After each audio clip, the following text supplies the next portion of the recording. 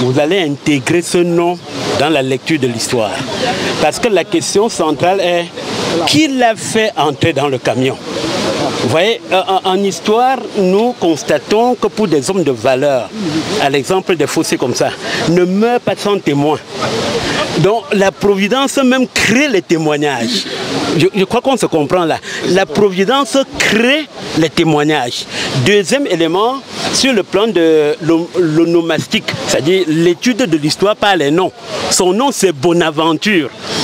Le père a semé des choses dans lui comme s'il léguait sa propre histoire à quelqu'un. Voilà 66 ans ou 60 combien d'années, 74 ans, il est là aujourd'hui pour témoigner ça. Le père ne lui avait pas dit que tu resteras 74 ans pour témoigner et lui-même n'a pas signé un contrat avec quelqu'un pour vivre 74 ans et venir témoigner. Donc ce que je vous dis maintenant, je viens de lui dire ça, nous sommes en train de préparer un colloque à Ngaoundéré au département d'histoire et nous avons inséré une thématique sur le nom de Fossé Jacob. Et maintenant, nous disons en histoire que s'il n'était pas mort de cette façon, on n'en parlerait plus. Oui, on n'en parlerait plus. C'est donc ça la trajectoire de la Providence. Lorsque maman Louise est venue à Tchan, l'autre jour, toujours dans le cadre de ça, nous sommes allés en prison. Et c'est là-bas qu'on a décidé qu'on va sortir Fossé Jacob de la prison désormais, pour qu'il soit maintenant un vecteur de la vie. Comme le père est en train de dire, c'est comme si on était là ensemble.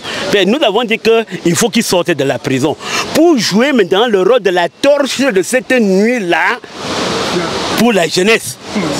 Et c'est pour ça que nous avons promené maman à Tchan seulement, sur les sites où on a tué d'autres personnes qui n'ont pas atteint Méché. Pour ceux qui connaissent Tchan, l'Alliance franco-camerounaise, là où est la grande salle de spectacle, c'est là où on fusillait d'autres personnes. Parce que le camp de Bérets Verts, c'est là où se situe le rectorat, le rectorat de l'université de Tchan, pour ceux qui peuvent. Et ces Bérets Verts sont les militaires français qu'on a rapatriés d'Indochine pour venir faire ce travail en pays bamileke. Alors nous avons donc dit, et c'est là où le père dit tout ce qu'il faut dire là.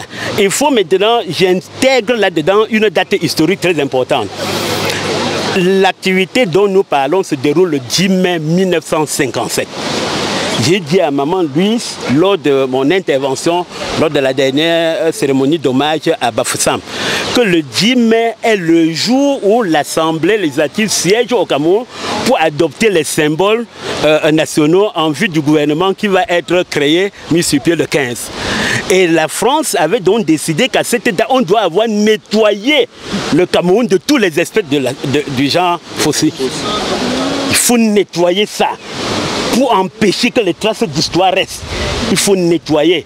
C'est au même moment, en décembre, qu'on va tuer Wanko Samuel de Batoufam.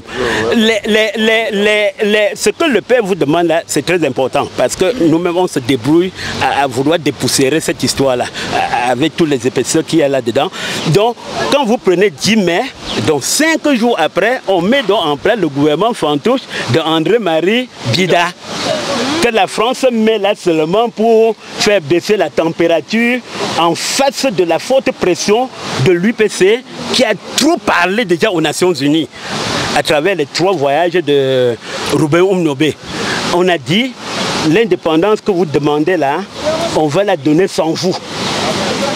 Donc il faut nettoyer toutes les espèces qui demandent ça avant que les échéances n'arrivent. Et maintenant, j'ai dit que on ne sort pas aussi seulement de la chute de Méché. La chute d'un camp. D'un camp, quand vous allez à Douala, en traversant le pont, c'est à gauche. Là-bas, les gens mouraient de deux façons. On vous fait d'abord pêcher les sables. Ça, c'est pour travailler dans leur construction. Mais quand vous êtes faible, on vous liquide là-bas. Et deuxièmement aussi, quand vous êtes l'espèce de Fossi, vous travaillez le sable et on vous liquide encore en bas. C'est donc l'action de Père Fossi ici, là, qui fait arrêter tout ça partout. C'est pour ça que Fossi cesse d'être un élément de géographie pour être national, parce qu'on ne connaît plus combien de personnes seraient mortes s'ils n'avaient pas posé cet acte ce jour-là. Parce que ça a fait que la France arrête la saignée un peu partout où ils utilisaient ce moyen-là pour c'était juste pour dire un peu comme ça là, mais le travail à faire, et comme le père l'a dit tout à l'heure, c'est un travail pas qu'on commence lundi, ça finit vendredi. Non. Oui. C'est-à-dire, ça ne va pas commencer lundi pour finir vendredi. Nous allons travailler à notre force, semer ça dans nos enfants, comme le Père sème dans nous maintenant, pour espérer. Oui, non, quand je dis semer, c'est l'écriture. Vous allez voir même des livres que nous avons écrits tout à l'heure, quand on sera là-bas sur la tombe de Ernest Ouandjé. Alors, monsieur, parce que Penka Michel est le nom d'un de ceux-là qui, dans le noir, donnait tous les noms de, entre guillemets, les Fossi Jacob au gouvernement de la République pour les tuer. Et donc, c'est pour récompenser ce traître-là.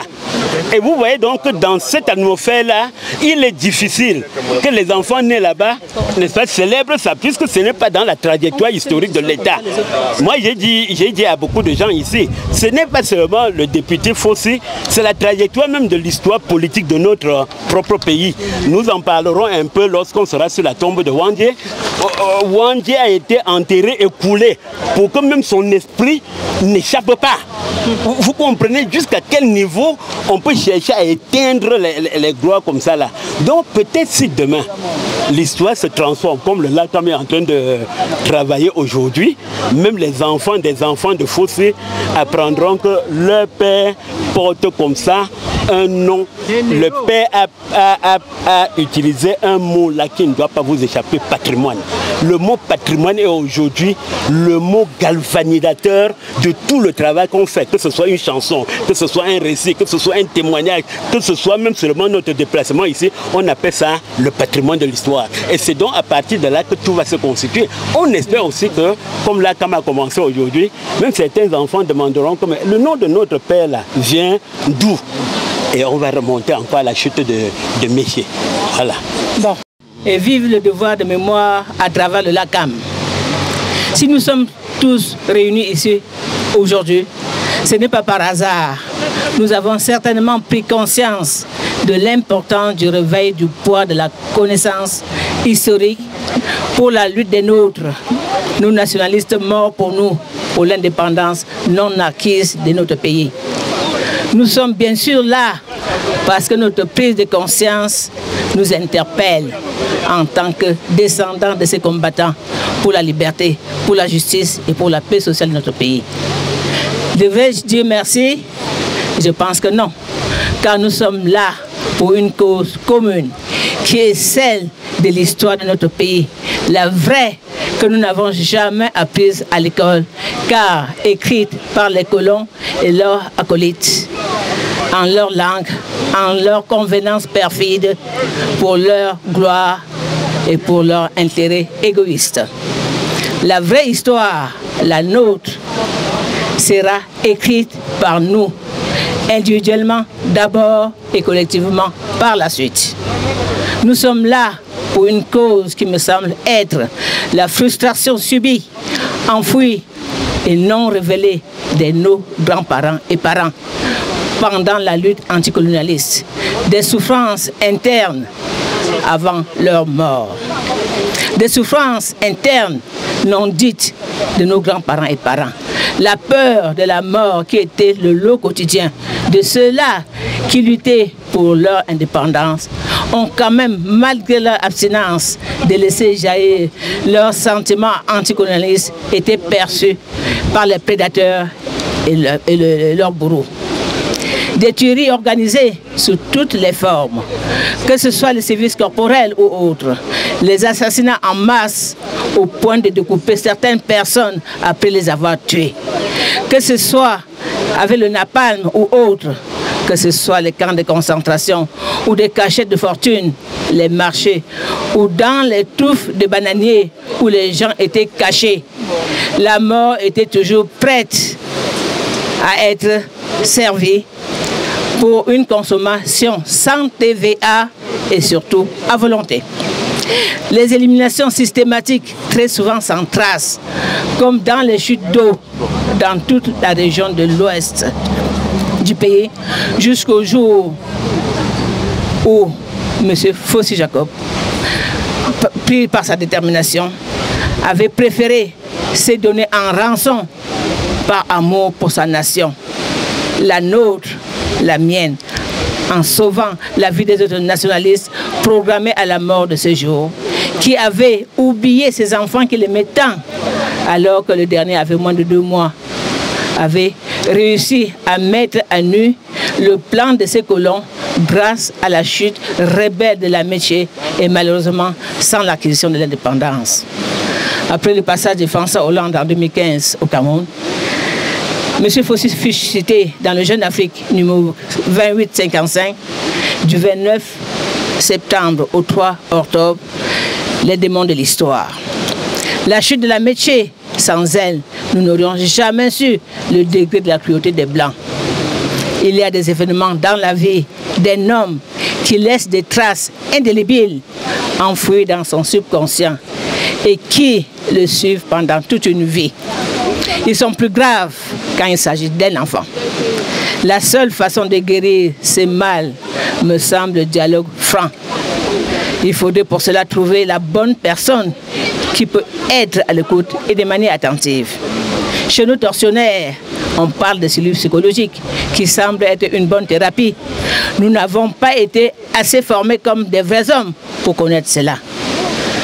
Là, nous avons une chanson qui était propre à nos héros, nos martyrs de l'indépendance, méconnus des colons, qu'ils chantaient chacun en sa langue maternelle afin que l'ennemi ne comprenne rien.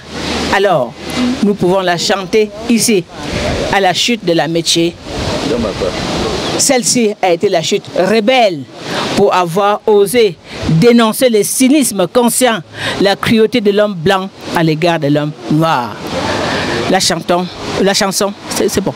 La chanson, on va la chanter ensemble. Et j'ai fait les copies comme ça. Je pouvais pas chanter en Bafoussam, parce qu'en Bafoussam, tout le monde comprendra. Mais en langue de colons, nous sommes obligés de l'utiliser pour chanter. C'est ça. Et vive le devoir de mémoire à travers le LACAM. Si nous sommes tous réunis ici aujourd'hui, ce n'est pas par hasard. Nous avons certainement pris conscience de l'importance du réveil du poids de la connaissance historique pour la lutte des nôtres, nos nationalistes morts pour nous, pour l'indépendance non acquise de notre pays. Nous sommes bien sûr là parce que notre prise de conscience nous interpelle en tant que descendants de ces combattants pour la liberté, pour la justice et pour la paix sociale de notre pays. Devrais-je dire merci? Je pense que non, car nous sommes là pour une cause commune qui est celle de l'histoire de notre pays, la vraie que nous n'avons jamais apprise à l'école, car écrite par les colons et leurs acolytes, en leur langue, en leur convenance perfide, pour leur gloire et pour leur intérêt égoïste. La vraie histoire, la nôtre, sera écrite par nous, individuellement d'abord et collectivement par la suite. Nous sommes là pour une cause qui me semble être la frustration subie, enfouie et non révélée de nos grands-parents et parents pendant la lutte anticolonialiste, des souffrances internes avant leur mort, des souffrances internes non dites de nos grands-parents et parents, la peur de la mort qui était le lot quotidien de ceux-là qui luttaient pour leur indépendance, ont quand même, malgré leur abstinence de laisser jaillir leurs sentiments anticolonialistes, étaient perçus par les prédateurs et leurs bourreaux. Des tueries organisées sous toutes les formes, que ce soit les services corporels ou autres, les assassinats en masse au point de découper certaines personnes après les avoir tuées, que ce soit avec le napalm ou autre, que ce soit les camps de concentration ou des cachettes de fortune, les marchés ou dans les touffes de bananiers où les gens étaient cachés. La mort était toujours prête à être servie pour une consommation sans TVA et surtout à volonté.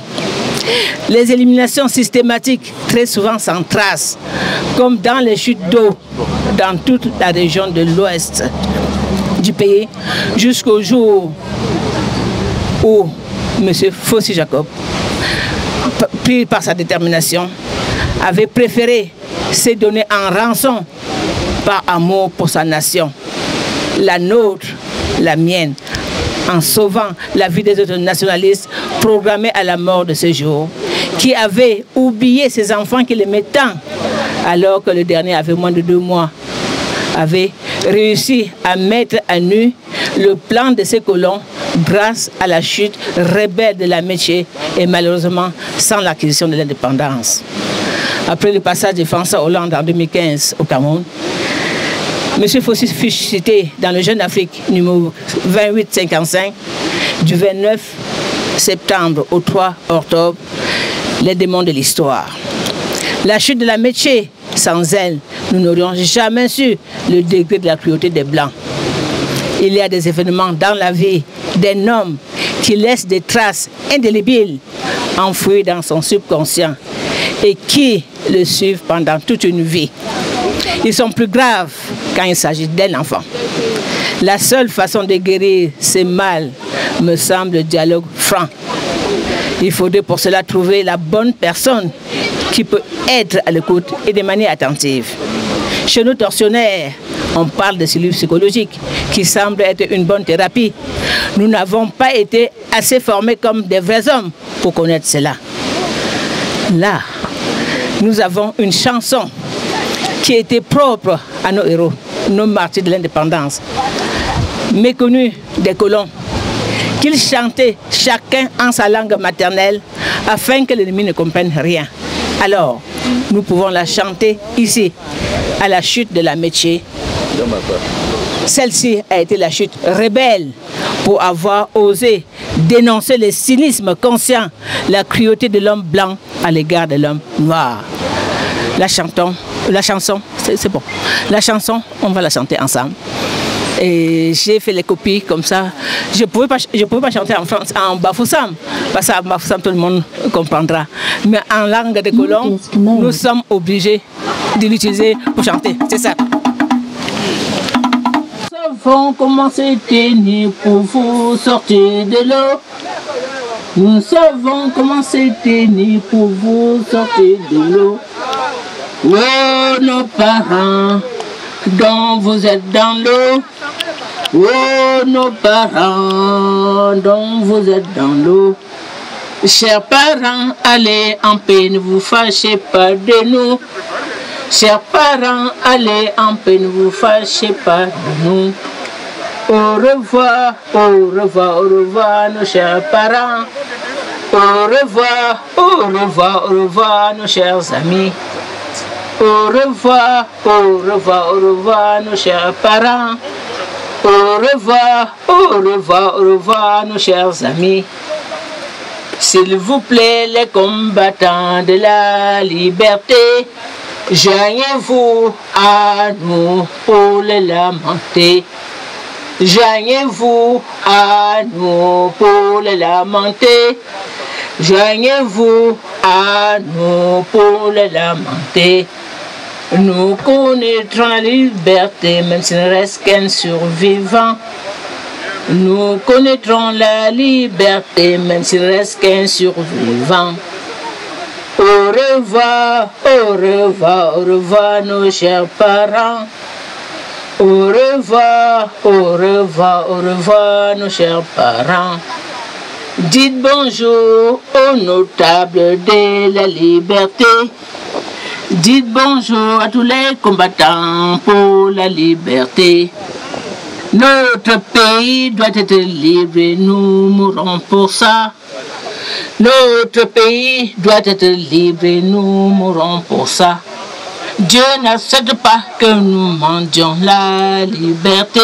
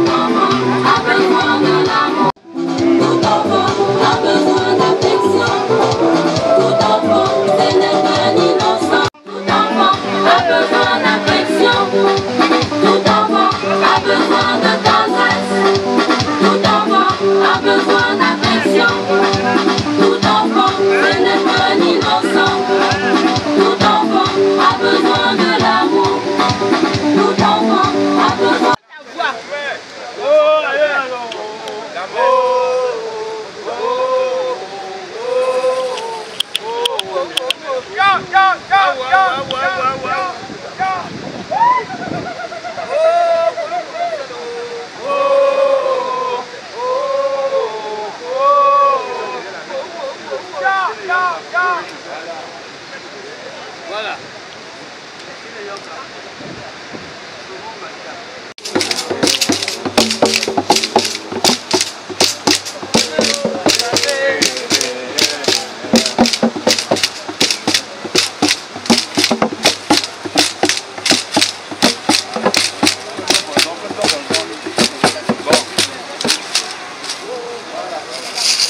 Voilà, fais-le bon temps.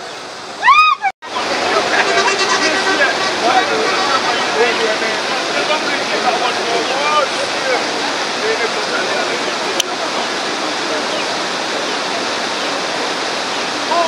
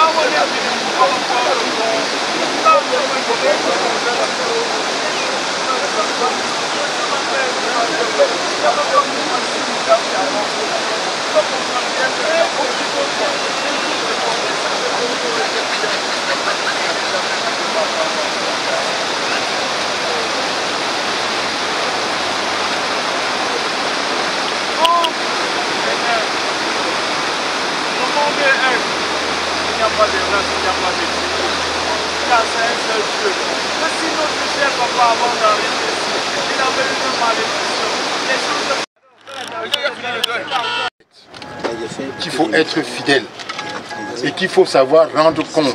Quand on te donne 25 francs pour acheter l'arachide ou bien les allumettes ou bien la cigarette, quand tu reviens, tu donnes à chacun. Tu m'as donné 25 francs. Voici ce que j'ai acheté. Et voilà le reste. C'est une leçon qui ne vous quitte pas pendant 65 ans. Peut-être que je vais mourir avec ça. Adoptif, la base du devenir de nos enfants repose sur notre histoire de vie. Ouvrons-leur les portes du futur dans l'amour et la tendresse divine. Apprends ton histoire à ton enfant. Apprends ton histoire à ton enfant. Il en a besoin pour grandir. Pour mieux construire son avenir, apprends-lui. Son premier référent et son premier modèle sociétal, c'est toi. Oui, c'est bien toi. Apprends-lui car il en a besoin. C'est vital pour mieux assurer son devenir. Apprendre son histoire à son enfant, c'est le rassurer de son amour pour lui et c'est important pour son devenir. Il te regarde et t'admire, mais il ne comprend rien. Tu es toujours son miroir, son centre d'information et sa source d'inspiration aussi. Il aimerait tout savoir pour une bonne formation de la vie. Apprends-lui. Apprendre son histoire à son enfant, c'est l'aider à trouver les moyens dans le bon sens de la vie. Apprendre son histoire à son enfant, ce n'est pas permettre aux voisins de... Alors maman, la journée s'est terminée, qu'est-ce qu'on peut retenir de cette journée?